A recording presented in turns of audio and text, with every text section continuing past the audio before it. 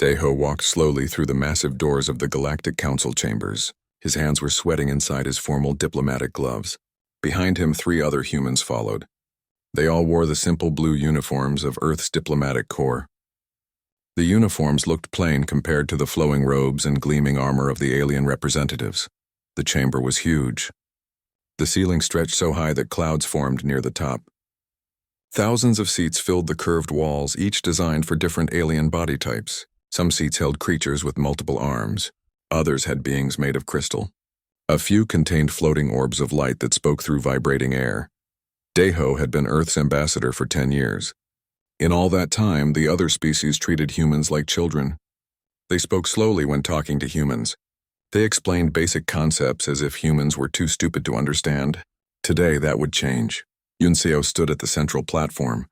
She was young for such an important presentation, only 35 years old. Her black hair was pulled back in a simple ponytail. She wore the white coat of a scientist, not the fancy clothes of a diplomat. In her hands, she held a small device that would project images for everyone to see. The chamber fell quiet as the council speaker called for attention. The speaker was a tall, thin alien with 4 arms and skin like purple metal. His voice echoed through translation devices worn by every being present.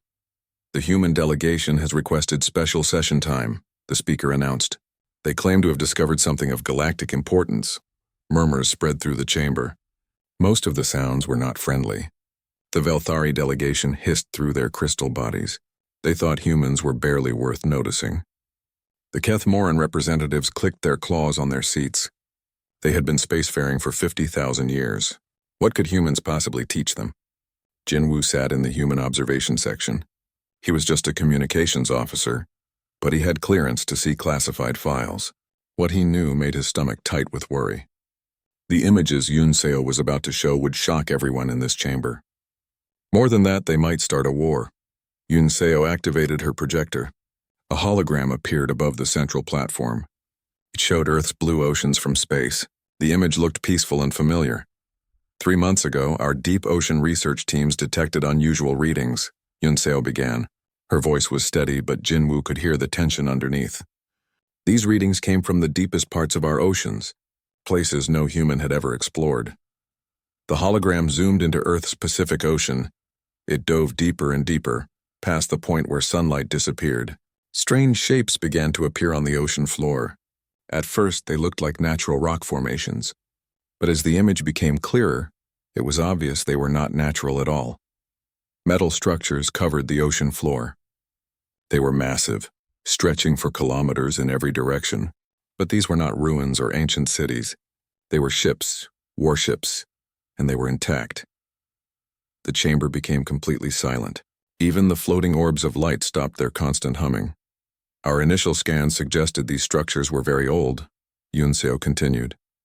We estimated them to be perhaps 10,000 years old. This would make them older than any known human civilization. A Velthari representative stood up. Its crystal body flashed with angry red light. Impossible, it said through its translator. Your species has barely left your planet. You have no ancient civilizations. You have no old technology. Yunseo nodded calmly. That is what we thought as well. So we sent teams to investigate. What we found was beyond anything we expected. The hologram changed. Now it showed submarines approaching one of the metal structures. As they got closer, the true size became clear. These were not small ships. They were enormous vessels, each one larger than the biggest space stations in the galaxy. Our dating methods showed these ships are not 10,000 years old, Yunseo said. They are 50,000 years old. They were built before any current galactic civilization had discovered fire. The chamber erupted in noise. Aliens shouted in dozens of languages. Translation devices overloaded trying to keep up. The Kethmoran delegation was standing and clicking angrily. The Nixendral, who were usually calm, flickered with surprised energy. Jinwoo watched Daeho's face. The ambassador looked nervous but determined. This was the moment they had all prepared for. The moment when humanity would have to explain what they themselves did not fully understand. The council speaker called for order. It took several minutes for the chamber to quiet down. You claim these ships are human-made? Asked a representative of the Thurok Empire. The Thurok looked like giant insects and were known for being direct. Your species is barely 300 years into space travel. This makes no sense. Yunseo changed the hologram again. Now it showed close-up images of the ship hulls. Strange symbols covered the metal surfaces. They were not like any writing system in the galactic databases, but they were clearly artificial, clearly made by intelligent beings. We thought the same thing, Yunseo said. So we compared these symbols to our oldest human languages. We found matches. Not exact matches, but similarities that could not be coincidence. She clicked another button. The hologram now showed human writing systems from thousands of years ago. Ancient Chinese characters, Egyptian hieroglyphs, Sumerian cuneiform. Next to each one, similar symbols from the ship hulls appeared. The symbols on these ships are like the ancestors of our oldest writing, Yunseo explained, as if our ancient languages developed from these original symbols. A new voice spoke from the chamber. It was deep and electronic, coming from the section reserved for artificial intelligences.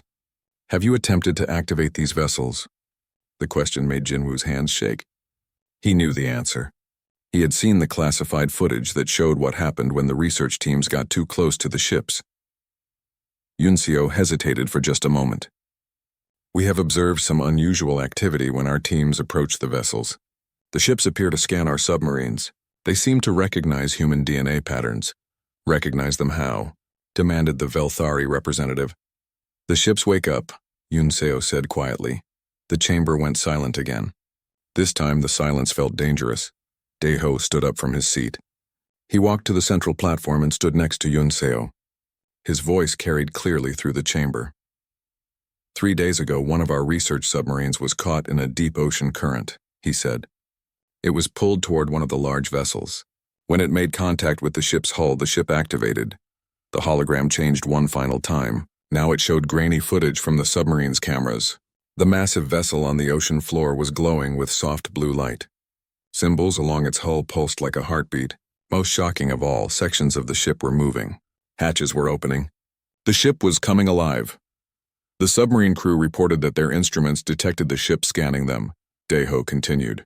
The scans focused on their DNA. After 30 minutes, the scanning stopped. The ship sent a signal. What kind of signal? Asked the council speaker.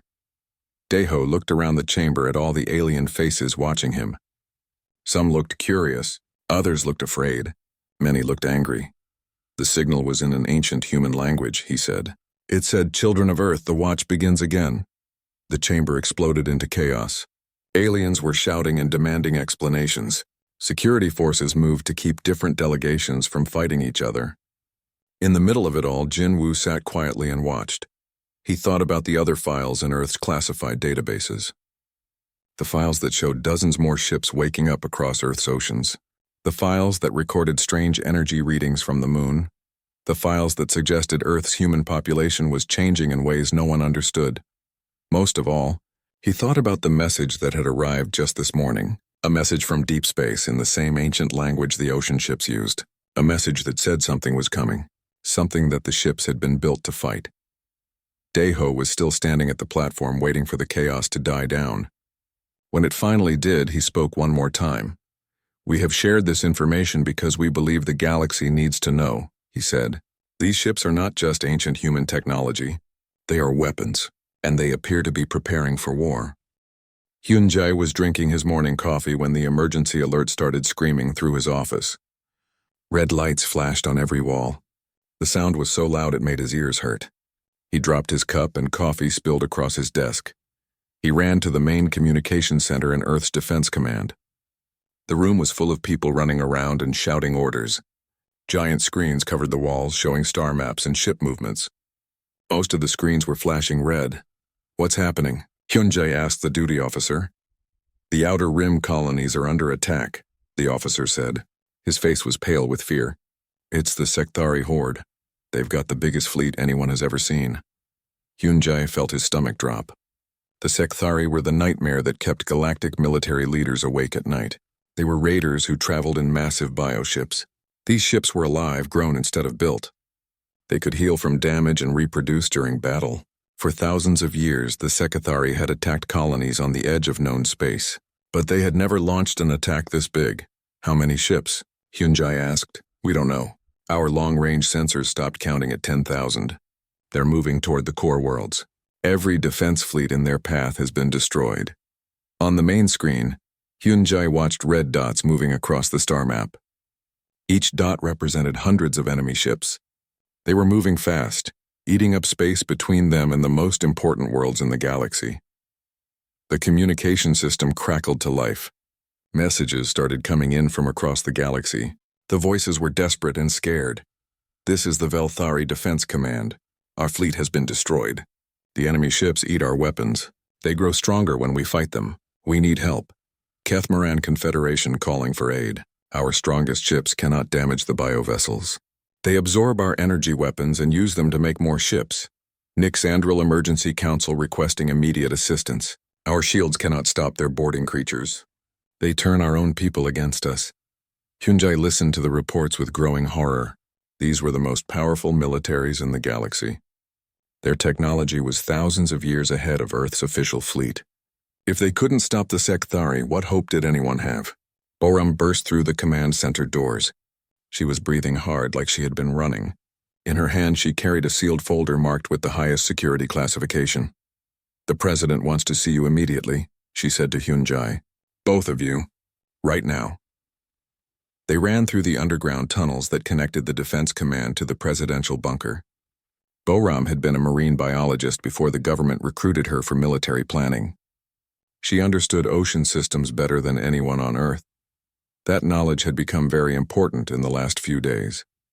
The presidential bunker was deep underground, protected by layers of armor and energy shields. Inside the main conference room, the president was waiting with his top advisors. On the table in front of them were documents that Hyunjae had never seen before. "The situation is worse than we thought," the president said without introduction. "The Sekthari aren't just raiding. They're running. Our deep space sensors have detected something behind them. Something that scares them enough to attack the entire galaxy." "Running from what?" Hyunjae asked. "We don't know, but we have other problems right now. The Galactic Council is demanding that we help defend the core worlds. They want our fleet to join the defense force." Boram laughed, but it wasn't a happy sound. "Our fleet? We have 300 ships.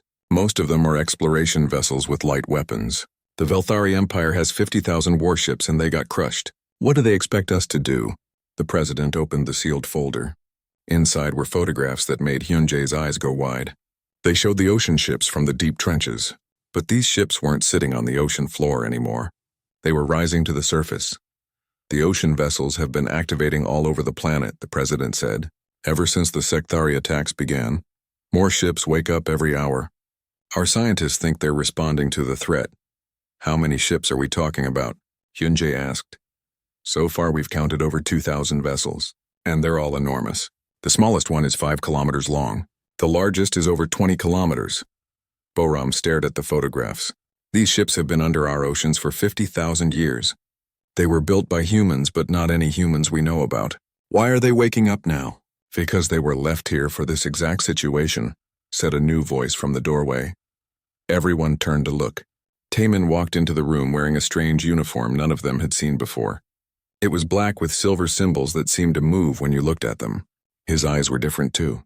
They glowed with a soft blue light. "Who are you?" the president demanded. "I'm Captain Taemin of the warship Eternal Vigilance," he said. "I was a cargo pilot 3 days ago.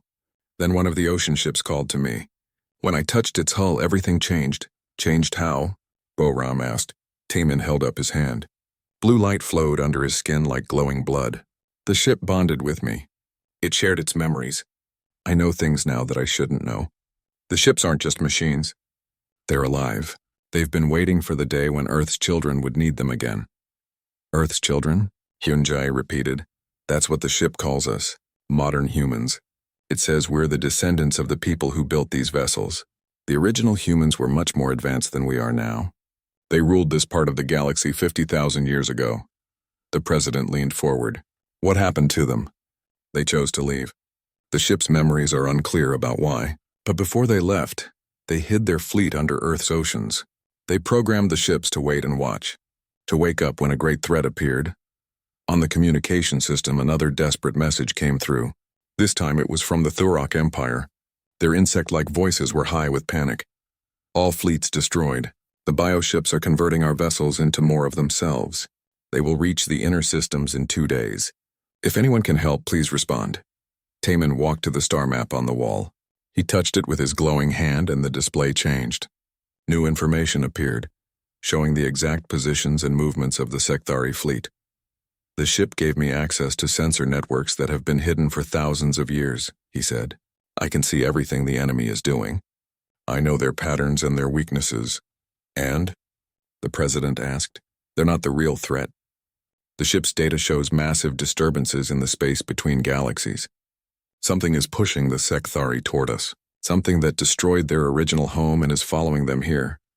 Boram studied the new star map. How do we fight something like that?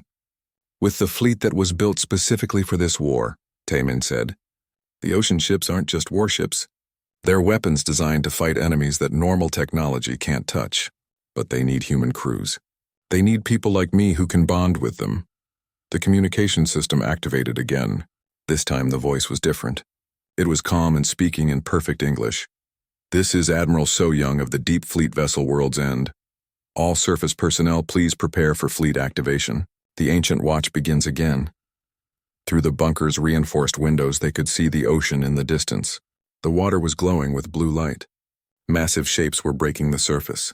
Ships larger than cities were rising from the depths, water pouring off their hulls like waterfalls. How many people can bond with these ships? Hyunjae asked. We don't know, Taman said. The ships are calling to people all over Earth. Military personnel, scientists, even civilians. They seem to choose people based on criteria we don't understand. The president stood up and walked to the window. Outside, the first of the ancient vessels had fully emerged from the ocean. It floated above the water, held up by forces that made no sense according to current science. How long do we have? The president asked. The Sekthari will reach the core worlds in 36 hours, Taman said. But the real enemy, the thing chasing them, will arrive in 7 days. Then we better get our people to those ships, Boram said. The president turned back to the room. Issue the call. Anyone who feels drawn to the ocean vessels should report immediately. We're going to find out what our ancestors left us. As they prepared to leave the bunker, more reports came in. Ancient ships were rising from every ocean on Earth. People were walking to the shorelines claiming they could hear voices calling them. Some were already entering the vessels and bonding with their systems. Hyunjae looked at the star map one more time. The red dots of the Sekthari fleet were still moving toward the core worlds. But now blue dots were appearing around Earth. Each blue dot represented a warship that had been waiting for 50,000 years. The galaxy was about to learn what humanity had really been hiding. Sujin stood on the bridge of the ancient carrier World's End and tried not to throw up. The ship was moving through space in ways that made her brain hurt. One moment they were near Jupiter. The next they were at the edge of the solar system. The ship didn't travel through space like normal vessels. It folded space around itself and stepped from one place to another. She had been a fighter pilot for the Earth Defense Force for 8 years. She thought she knew everything about flying and space combat. But nothing had prepared her for this. The ship's bridge was enormous, bigger than most buildings.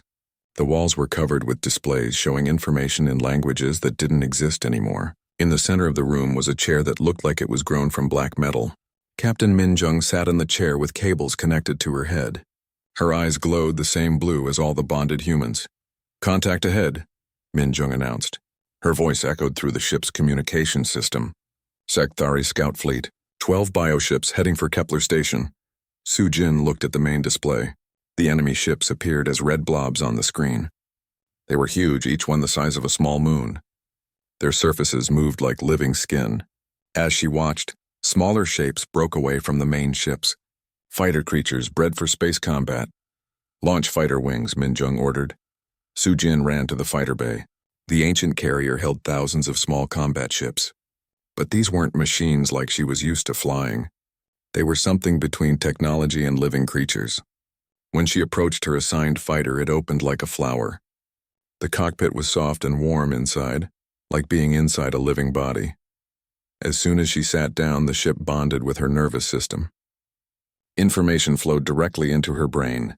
She could feel the ship's weapons, its movement systems, its sensors. It was like having a new body that could fly through space. All fighters, this is Sujin, she said over the communication system. Stay close to me. These ships are different from anything we've trained with. 20 other fighters launched with her. Half were piloted by humans who had bonded with the ancient ships. The other half were flown by pilots from other species. The aliens had volunteered to help, even though they couldn't bond with the human technology. The Sekthari fighter creatures moved toward them like a swarm of angry insects. They were fast and they moved in perfect coordination. Sujin had fought them before in simulation. In those simulations, her side usually lost, but this time was different. Her fighter seemed to know what the enemy would do before they did it. When a Sekthari creature fired a bioweapon at her, her ship simply wasn't there anymore. It had moved to a different location without her telling it to. "What just happened?" asked Ki-jun, one of the other human pilots. "The ship moved us through folded space," Sujin explained, though she wasn't sure how she knew that. "We're not just flying anymore. We're bending reality." She fired her weapons at the nearest enemy creature. Instead of energy beams or missiles, her fighter shot something that looked like purple lightning. When the lightning touched the Sekthari creature, the creature simply stopped existing. It didn't explode or break apart. It was just gone. "Impossible," came a voice from one of the alien pilots. "Nothing can destroy Sekthari bioships that easily. They regenerate from any damage."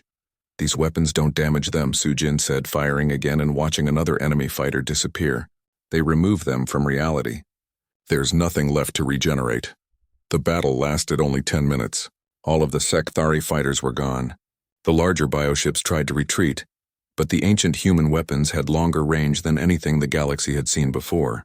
Purple lightning reached across thousands of kilometers and erased the enemy vessels one by one. On the bridge of World's End, Minho was working frantically at an engineering station. He had been an engine technician on cargo ships before the ancient vessels called to him. Now he was trying to understand technology that was thousands of years ahead of anything he had ever seen. "The ship's systems are responding to human thoughts," he reported to Captain Minjung, "but I can't figure out how they work. The power source reads as infinite. The weapons draw energy from somewhere outside normal space. The movement system ignores most laws of physics." "Don't try to understand it," Minjung said from her command chair. "Just work with it. The ship will teach you what you need to know." On the main display, more red dots appeared. A full Sekthari battle fleet was approaching. This wasn't a small scout force. This was hundreds of bioships, each one capable of destroying entire planets. "All ships prepare for main engagement," came a voice over the fleet communication system. It was Captain Taemin from the dreadnought Eternal Vigilance. His battle group of 12 ancient warships was moving to intercept the enemy fleet. Sujin watched from her fighter as the ancient human dreadnoughts opened fire. The weapons they used made her fighter's purple lightning look small. Beams of twisted space reached out and touched the Sekthari bioships. Wherever the beams hit, reality became unstable. The enemy ships weren't just destroyed. They were removed from existence so completely that space itself forgot they had ever been there. But the Sekthari fleet was enormous. For every ship that vanished, 10 more took its place. And these bioships were learning. They began to move in ways that made it harder for the human weapons to target them. "They're adapting," reported Subin from her position on the carrier's sensor station. "The bioships are sharing information. They're developing countermeasures." Minjung nodded. "Then we adapt too. All fighters, new formation pattern. Let the ships show you what they can do." Sujin felt her fighter respond to the captain's order. Suddenly she wasn't flying one ship anymore. Her fighter had connected with all the other human-piloted ships. They moved as one entity, like a school of fish or a flock of birds. When one pilot thought about attacking, all the fighters responded together. The alien pilots who couldn't bond with the human ships found themselves protected by fields of energy that appeared around them. The ancient technology was taking care of them, even though they couldn't interface with it directly. The combined fighter wing moved through the enemy fleet like a living thing.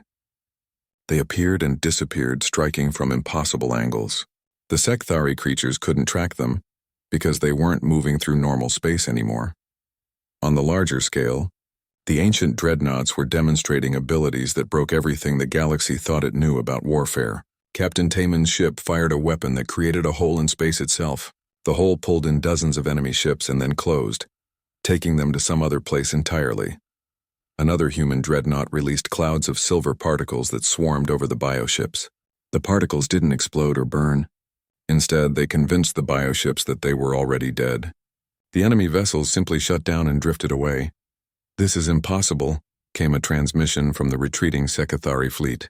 It was the first time anyone had heard the creatures speak during battle. Your weapons attack concepts, not matter. How do you fight ideas themselves? Captain Taman's voice came over all communication channels. You're asking the wrong question. We don't fight your ships. We fight the reality that allows your ships to exist. The remaining Scifistory fleet began to retreat toward the edge of the galaxy, but they weren't running from the human weapons anymore. Something else was chasing them. Long-range sensors detected massive disturbances in the space between galaxies. Whatever had driven the Scifistory from their home was getting closer. Sujin landed her fighter back on World's End. As she climbed out of the cockpit, she noticed that her hands were glowing with the same blue light as all the bonded humans. The ship had changed her somehow. She could feel information flowing through her mind, knowledge about technologies and techniques that humans weren't supposed to have. How many more fleets are coming? She asked Minho. He looked at the sensor displays with his glowing eyes. The Scifistory? Maybe 50 more fleets like this one, but that's not the real problem. What is? The thing chasing them will be here in 4 days. And according to the ship's memories, it's something that 8 galaxies before our species learned to make fire. On the bridge, Captain Minjung was receiving reports from all over known space. The ancient human fleet was appearing everywhere at once, protecting colony worlds and destroying Scifistory forces. But each victory revealed more about the true nature of the threat they were facing. The galaxy was beginning to understand that humanity hadn't been hiding weapons. They had been hiding an entirely different kind of war. Changmin stood in the deepest archives beneath Earth's surface, staring at files that should not exist. The room was carved from solid rock and protected by energy shields that made the air shimmer. Around him, thousands of data crystals glowed with soft light. Each crystal contained memories from the ancient human ships. For 3 days he had been reading through the recovered data. What he found made him question everything the galaxy believed about its own history. According to these records, the current galactic civilizations were not the first intelligent species to rule the stars. They were not even the second or third. This can't be right, said Dr. Yunji, his research partner. She was holding a crystal that showed star maps from 50,000 years ago. These records claim that humans controlled not just this galaxy but 7 others. Changmin nodded grimly. And according to this data, we created most of the current alien species. The Velthari crystals were grown in human laboratories. The Kethmaran were evolved from simple reptiles on a planet we terraformed. Even the Nixandral energy beings started as experiments in human science facilities. That's impossible. The alien species have their own history records. They remember their evolution, their homeworlds, their ancient cultures. Do they? Changmin asked. He activated a holographic display that showed genetic data from across the galaxy. Look at this. Every known intelligent species has the same basic DNA markers, the same cellular structure, the same fundamental biology. It's like they were all designed by the same people. Yunji studied the genetic charts.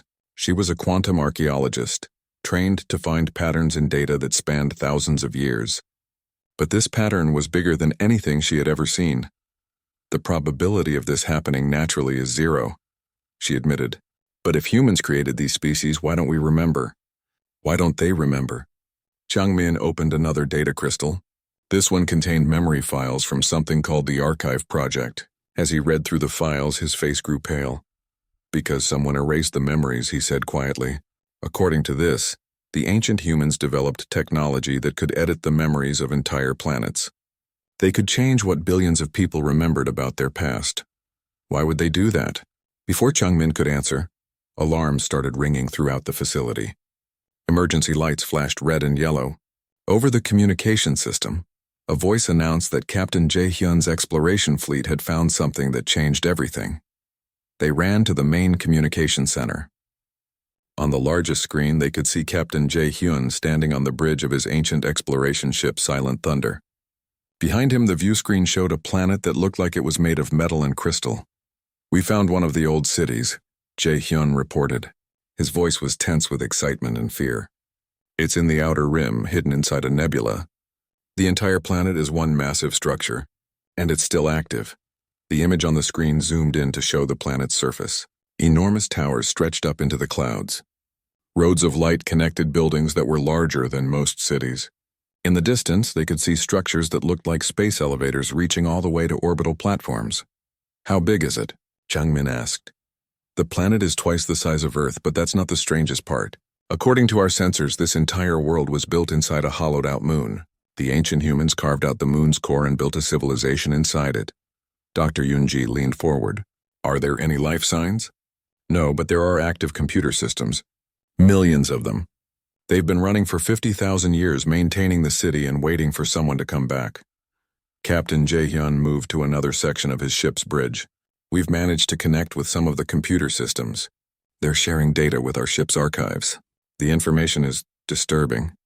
A new display appeared on the screen. It showed historical records from the ancient human civilization. The records were detailed and complete, showing thousands of years of galactic history that had been completely erased from current memory. 50,000 years ago, humanity controlled this entire region of space, Jaehyun explained. They had technology that makes our current science look like stone tools. They could create matter from energy, travel instantly between galaxies, and manipulate time itself. What happened to them? Changmin asked. They faced a choice. The records show that their technology had become so advanced that they were becoming gods. They could control the thoughts and actions of every living being in their territory. They could create or destroy entire species with a single command. The display changed to show something that looked like a philosophical debate. Ancient humans were arguing about the future of their civilization. Some wanted to rule the galaxy as immortal gods. Others wanted to step back and let other species develop on their own. The group that wanted to withdraw won the debate, Jaehyun continued. But they faced a problem. If they just disappeared, the species they had created would be helpless. So they developed a plan.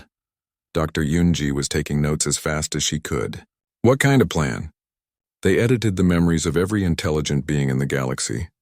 They created false histories for each species, making them believe they had evolved naturally. They hid their technology in their cities. Then they put themselves into suspended animation beneath Earth's oceans. But why keep the warships active? Changmin asked. The display changed again. This time it showed images of the space between galaxies. In the dark void, massive shapes moved like living things. They were enormous, each one the size of a solar system. And they were clearly hostile. Because they knew what was out there, Jaehyun said. The ancient humans weren't the first galactic civilization. Before them, there were others. And something destroyed all of those earlier civilizations. The shapes in the void moved closer to the image sensors.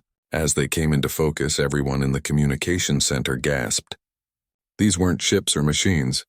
They were creatures, living things that fed on the energy of entire star systems.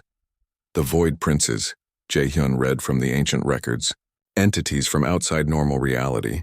They consume galaxies by turning the life force of entire civilizations into food. They destroyed the previous galactic empires, and they've been searching for new feeding grounds ever since. That's what's chasing the Sekthari, Dr. Yunji realized. The Sekthari aren't raiders. They're refugees running from these things. Changmin felt sick to his stomach. How many of these Void Princes are there? According to the records, enough to consume hundreds of galaxies. And they're not just mindless predators. They're intelligent. They plan their attacks over thousands of years. They've been preparing to invade our galaxy for the last 50,000 years. The communication system crackled with a new transmission. This one came from deep space, from sensors that had been hidden in the void between galaxies. The image showed the Void Princes moving toward their galaxy in formation. There were dozens of them, each one trailing streams of dark energy that killed everything it touched. How long do we have? Changmin asked. Captain Jaehyun checked the navigation data from the ancient city's computers. 3 days, maybe less. The lead creatures will reach the outer edge of our galaxy in 72 hours. What do? We wake up the rest of the fleet. According to these records, the ancient humans built weapons specifically designed to fight the Void Princes. But those weapons require the cooperation of every intelligent species in the galaxy. Dr. Yunji looked at the genetic data she had been studying. The alien species. That's why the ancient humans created them. They weren't just experiments. They were designed to work together with humans to operate the most powerful weapons. Each species has specific abilities that complement human strengths. Changmin realized. The Velthari can process information at incredible speeds. The Kethmaran can survive in environments that would kill other beings. The Nixandrel can manipulate energy directly, and humans can bond with the ancient technology, Jae-hyun added. We're the control system for weapons that require multiple species to operate. On the main screen, more images appeared from the ancient city. Deep beneath the planet's surface, enormous chambers held weapons that looked like they were built from crystallized starlight. Each weapon was the size of a space station and connected to power sources that drew energy from other dimensions. There's something else, Jae-hyun said quietly. The records show that fighting the Void Princes changes the people who do it. The weapons are so powerful that using them transforms anyone who bonds with them. The ancient humans who fought these creatures before, they stopped being entirely human. Stopped being human how? Dr. Yoonji asked. They became something between human and cosmic force. They gained the ability to exist in multiple dimensions at once. Some of them are still out there, watching the spaces between galaxies and keeping guard against other threats. Chung-min looked at all the data they had gathered. The scope of what they had discovered was overwhelming. Humanity wasn't just an advanced species hiding powerful technology. They were the descendants of beings who had once been responsible for protecting multiple galaxies from cosmic horrors. We need to tell the other species what we've learned, he said. They have a right to know their true history. Will they believe us? Lee Kai-hyun stood on the bridge of the massive command ship Horizon's Edge and watched reality tear apart at the edge of the galaxy. The Void Princes had arrived, and their very presence was killing space itself. Stars went dark as the creatures passed near them. Planets cracked and crumbled. Even empty space began to rot where the entities touched it. All fleet commanders report status, Ki-hyun said into his communication system. He had been promoted to Prime Admiral 3 hours ago, when the previous admiral looked directly at a Void Prince and his mind simply stopped working. Voices came back from across the galaxy. Captain Taemin from Eternal Vigilance, Captain Minjung from World's End. Hundreds of other human captains bonded with ancient ships, and for the first time in galactic history, alien commanders working alongside human vessels, Velthari Defense Fleet standing by, came a crystalline voice. Our data processing ships are linked with human vessels. We are ready to calculate targeting solutions. Kethmaran Survival Corps reporting, said a reptilian commander. Our environmental ships can operate in the dead zones the creatures create. We will handle rescue operations. Nixandrel Energy Collective prepared, whispered the energy beings. We have merged our power systems with human weapons platforms. The combined energy output exceeds our previous calculations. Ki-hyun felt pride and terror in equal measure. The ancient plan was working. The alien species were cooperating with humanity exactly as they had been designed to do 50,000 years ago. But looking at the enemy they faced, he wondered if it would be enough. On the main display, the lead Void Prince filled the entire screen.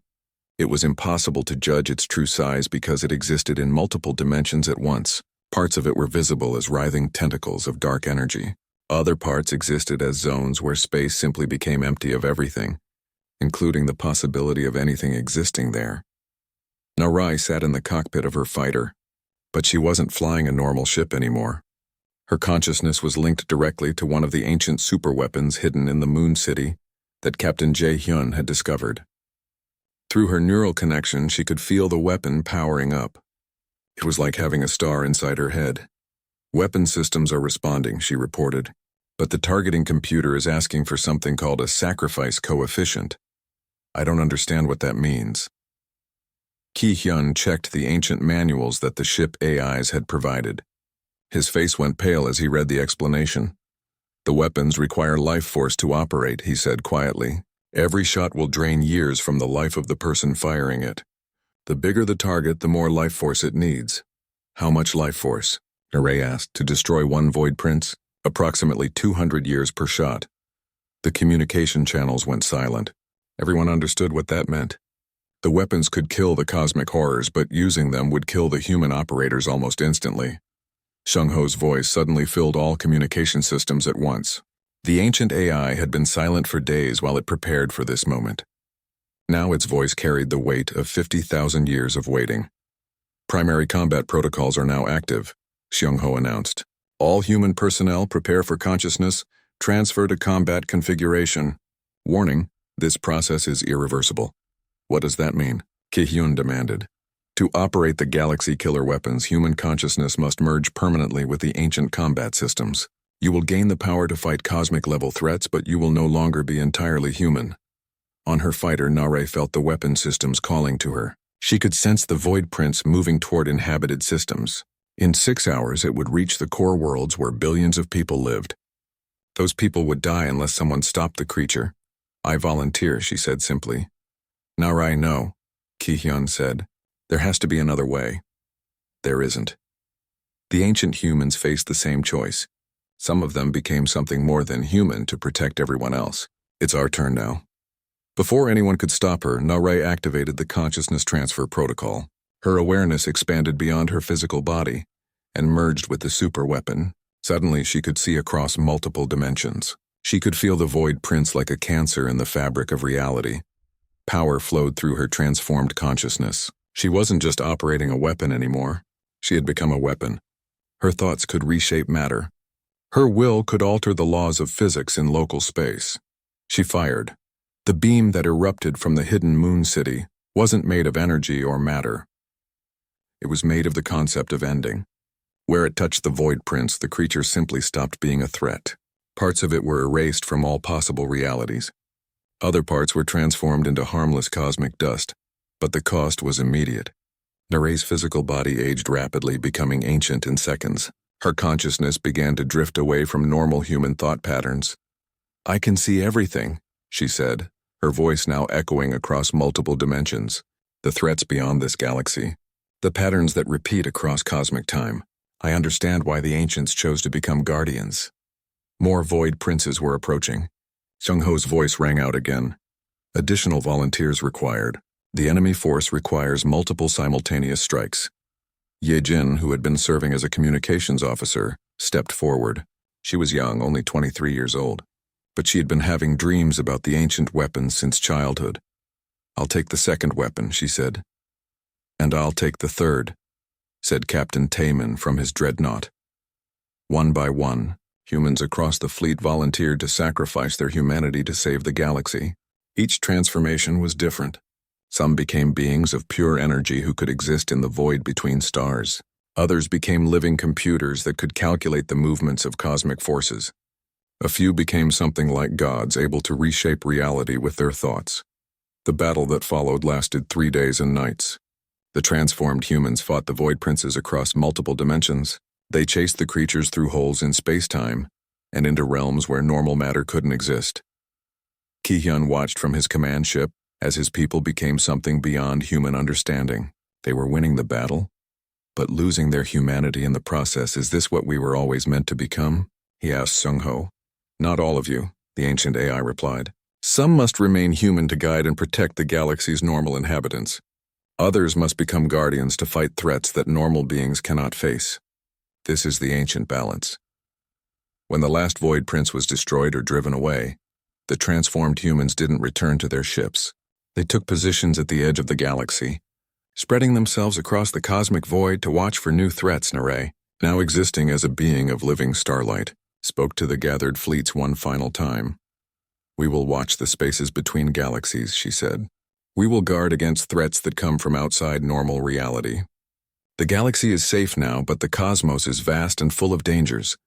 So-hyun, who had remained fully human, addressed the assembled alien fleets. She was now Earth's speaker to the galaxy, representing both normal humans and the transformed guardians. The truth about our history has been revealed, she told the alien representatives. You were created by our ancestors to work alongside us.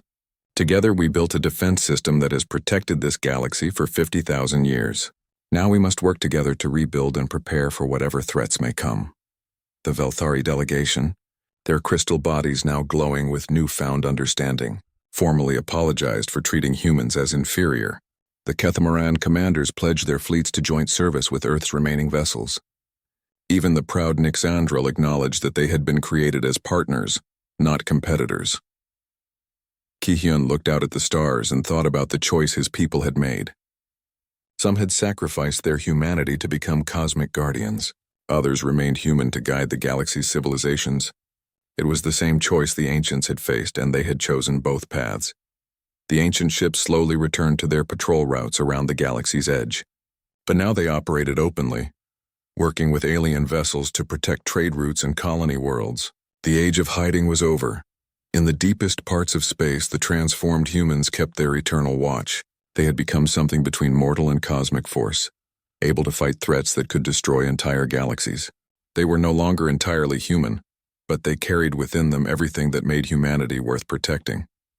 The galaxy had learned what humanity had really been hiding. Not just weapons or technology, but the willingness to sacrifice everything to protect those who couldn't protect themselves. It was a lesson that would be remembered for the next 50,000 years and beyond.